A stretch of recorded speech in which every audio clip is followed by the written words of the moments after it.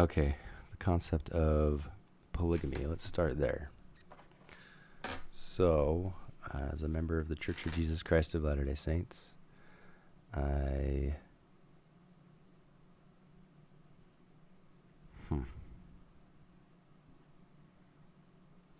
polygamy is a thing, I guess. Some people call it plural marriage. Some people call it bigamy. Some people call it one of the twin relics of barbarism. A form of polyandry, a sin, old, maybe new, maybe not even something Joseph Smith taught, that Brigham Young just, out of his desire for women, made it all up. Maybe. Is it of God? Is it not of God? Was it of God when Abraham did it? What about David and Nathaniel and the parable of I wish I knew the exact parable. The parable implying that God gave David all but Uriah's wife. That's a thing. There are discussions about all of those. One of the thoughts I had on it, and I haven't seen this discussed anywhere, is that I think plural marriage or polygamy solves a math problem, and that there's logic to it, internal logic. But of course there are some presuppositions to that. What are the presuppositions? Okay, first of all, the presupposition of the Church of Jesus Christ of Latter-day Saints, I call it a presupposition. When it gets down to it, I believe that it was a revelation and that it is critical to the internal cohesion of the theology, is this idea of free will, or moral agency as we call it. Something that's so important that God allowed his son to be sacrificed for it. He allowed Adam to eat the fruit. He allows sin. He allowed Lucifer to tempt, anybody, everybody. Christ was even tempted. So, yeah, moral agency is a pretty big deal. Free will is another way to put it. If you believe in the theology of the Church of Jesus Christ of Latter-day Saints, then agency, moral agency, free will, that's kind of part of the package. I don't think that's disputed. We don't believe that God makes people do things. We don't feel that there's a predestined order to our behavior. We can be foreordained with possible paths before us, but we ultimately get to choose. At the end of the day, God ends up getting his way, but not because he's a tyrant or that he makes us do things, but because he just knows. Kind of like I know how my 4-year-old is going to act in most circumstances. God is infinitely more wise and more knowing. With that agency, if you call yourself a Latter-day Saint, you have to accept the idea of moral agency. Calvinists, on one hand, maybe not. I know Ben Shapiro, he's Jewish. It's a big deal to him. He made it a prerequisite for any suitor. His wife had to believe in free will for him to continue considering her, which is interesting. There's another presupposition. So moral agency, right? We get to choose. One thing God gives us is our ability to choose to obey him and choose not to. That's pretty critical to this math problem. The next criticality is this idea that our theology culminates at, or the pinnacle of it is, that we will be sealed with a spouse through eternity. The celestial room is, it's the ceiling room in a temple is at the highest level. The temple ascent ends at the sealing ceremony. Begins with baptism, goes through confirmation, the initiatories. You're initiated where you're washed and anointed, and then you're endowed. The endowment session is definitely the longest. But then following that is the sealing ceremony. You have to be endowed to be sealed. The temple garb is introduced in the initiatories and the endowment, but when you go do sealings, you go and you complete your dress, full garb, before you begin the ceremony of sealing. So that is a pretty essential. It's sort of the end goal. It's the pinnacle. A lot of people in the church value that highly, their relationship with their spouse. It's very intimate. It's very real. I know to me it is. It's key. You look at the idea of marriage throughout the Old Testament and the New Testament. The marriage ceremony is a big deal. The man is not with the Lord, the man is not without the woman in the Lord, and the woman is not without the man in the Lord. I believe those are the words of Paul. We believe that we will be sealed for eternity, and that that's a pretty big deal. That kind of is a quintessential Latter-day Saint belief. Maybe not with the reorganized church or the Community of Christ, maybe not with the Bickertonites, but that's part of the theology. So let's put those two presuppositions out there.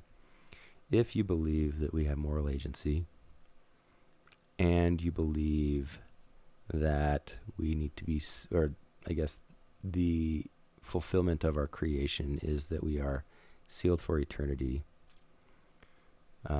with an eternal spouse. Let's say that's the highest order, or the top mansion in God's kingdom.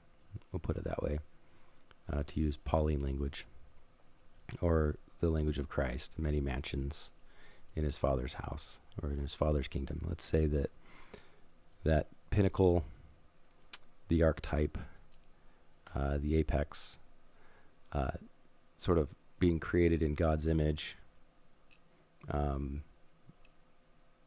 that's the pinnacle. There are echoes of that in Genesis, where he says, let us create men in our own image. That's plural. And it says male and female created he them. And that implies the duality of God, maybe even a sealed relationship where the male and female are unified. It seems to, if you were to try and explain why we have male and female, why we do have sort of an inverse, a yin and a yang, complementary but separate parts that become unified. Well, I mean, it's a male and a female, right? And so the pinnacle is the union or the joining or the marriage of these two inverse or complementary parts. And we see that as the pinnacle of our belief, or the pinnacle of our expression of our faith. And the nugget or the center or the truth of our understanding of reality and all that surrounds that. So we'll put that out there. Let's say we believe in those two things: free will, moral agency, and the union or the marriage eternally of male and female, the complementary parts. Okay, let's say that those two truths exist. The third would be the idea of our souls being eternal, that we weren't created ex nihilo. Some of the Hebrew verbiage implies an organization of disorganized matter, not necessarily the creation out of nothing. That ex nihilo is sort of a Hellenized interpretation of reality that may or may not have crept in after the apostolic age. But let's just say, if we're going to look at LDS theology, the revelation that we are eternal, let's put that out there as a third presupposition. Okay, now here's the math problem. In order for one, free will, two, the pinnacle being the union of two complementary parts, the male and the female, into one eternal whole, and then the idea that there is a body of free agents for which God is preparing this plan of ascent, that the plurality of marriage is necessary. And here's why. Let's put a few scenarios out there. First of all, what are the chances? I know God is perfect, but he leaves it up to us in some respects, and we're not perfect. What are the chances that you get exactly 50-50 of sons and daughters that both choose and qualify for that pinnacle of union to live in that final mansion? What are the chances that it lands 50-50 exactly?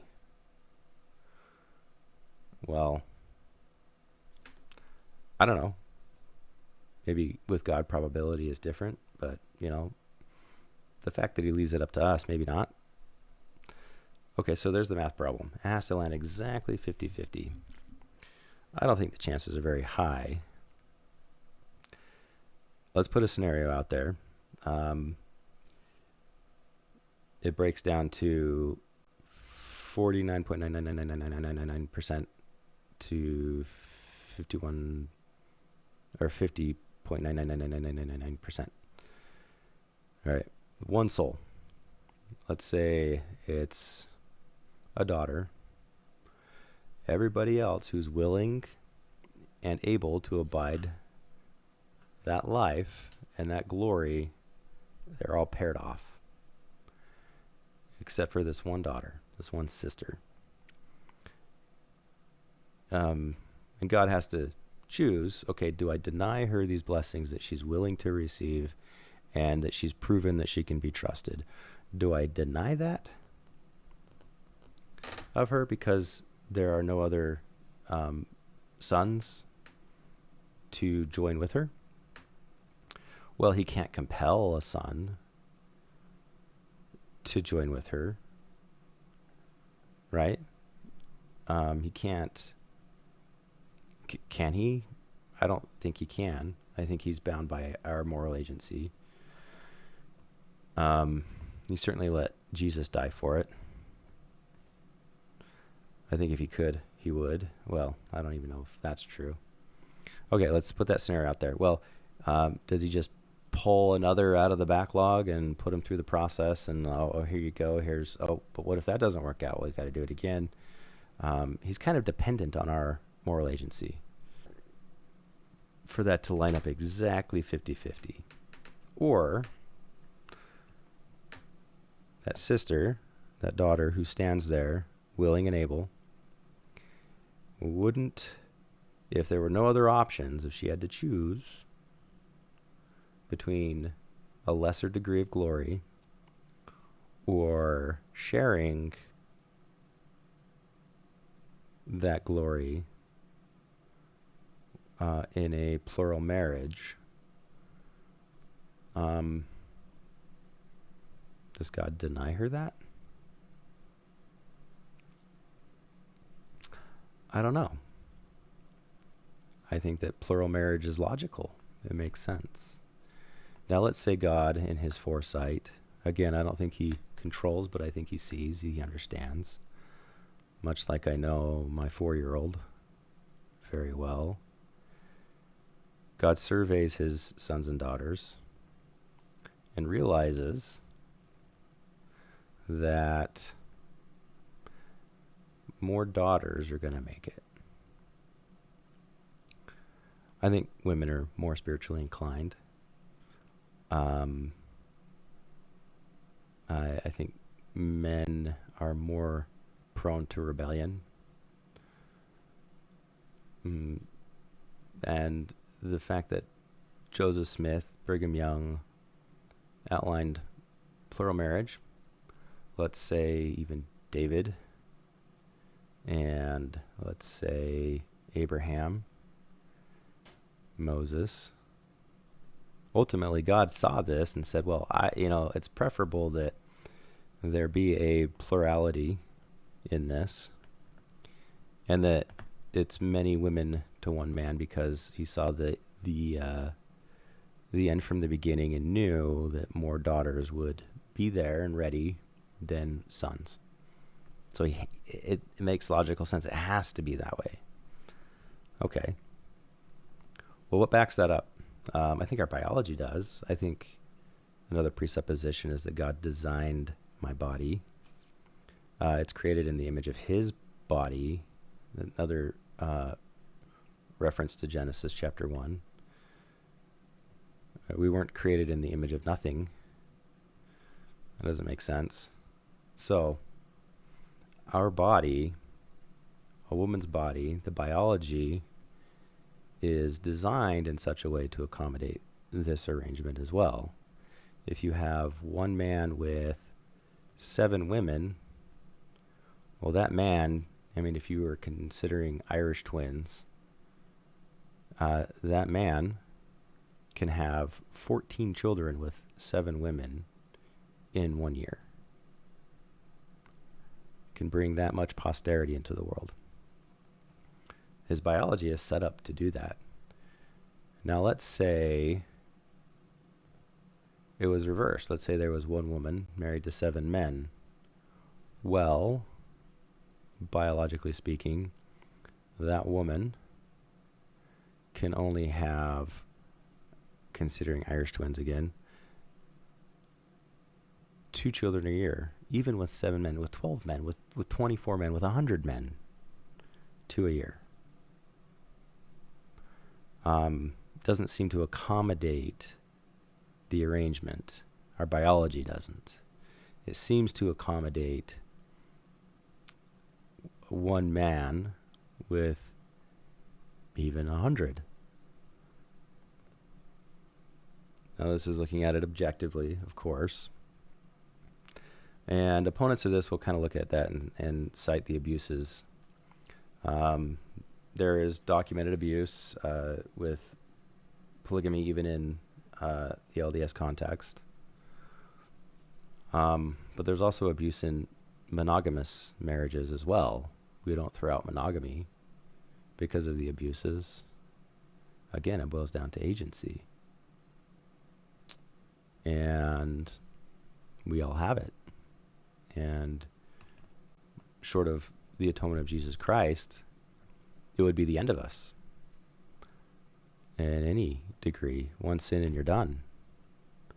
We have the chance to repent, to be perfected through experience and continual application of the atonement of Christ. And so I don't know if that negates it. So I think that it solves that math problem. You can't land exactly 50% if you have moral agency, if you have the pinnacle of the union of 2 inverse parts, the yin and the yang, the masculine and the feminine.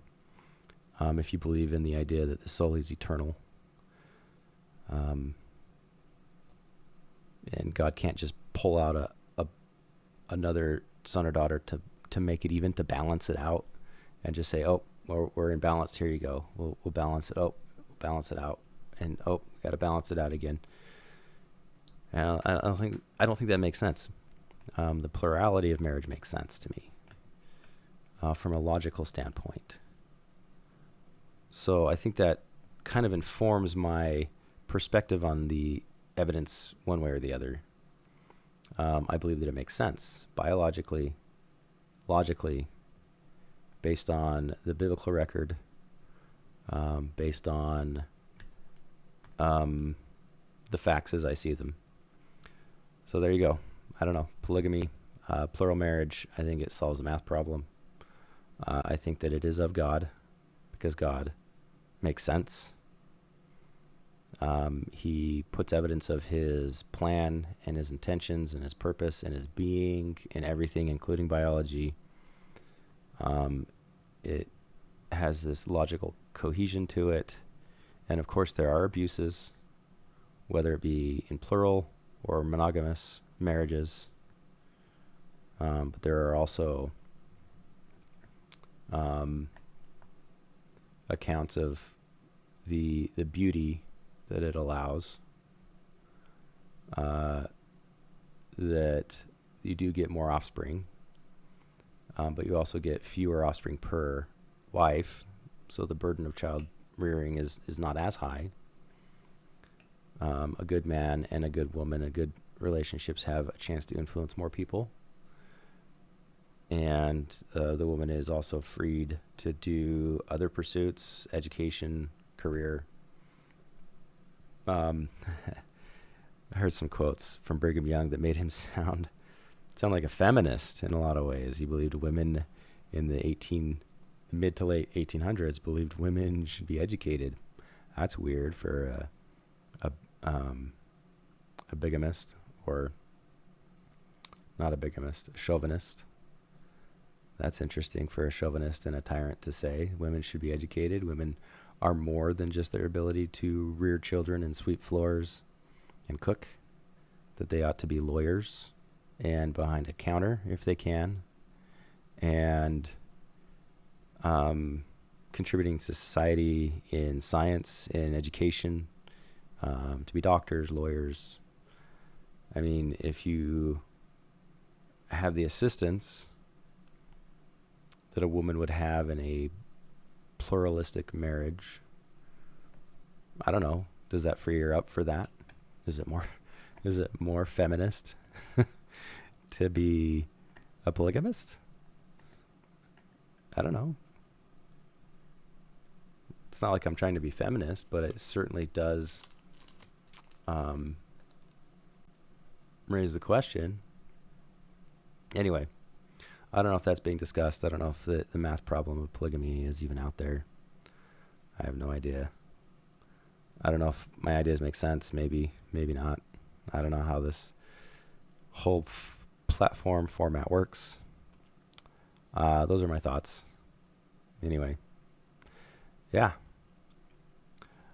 Polygamy solves math, and if you don't believe in plural marriage, then you believe in predestination or foreordination. No, predestination and creation and ex nihilo, and you don't believe in free will, and you don't believe in the eternity of the soul, and you can't accept the union of the male and female, the masculine and feminine, as our eternal purpose. I mean, those things kind of come with plural marriage.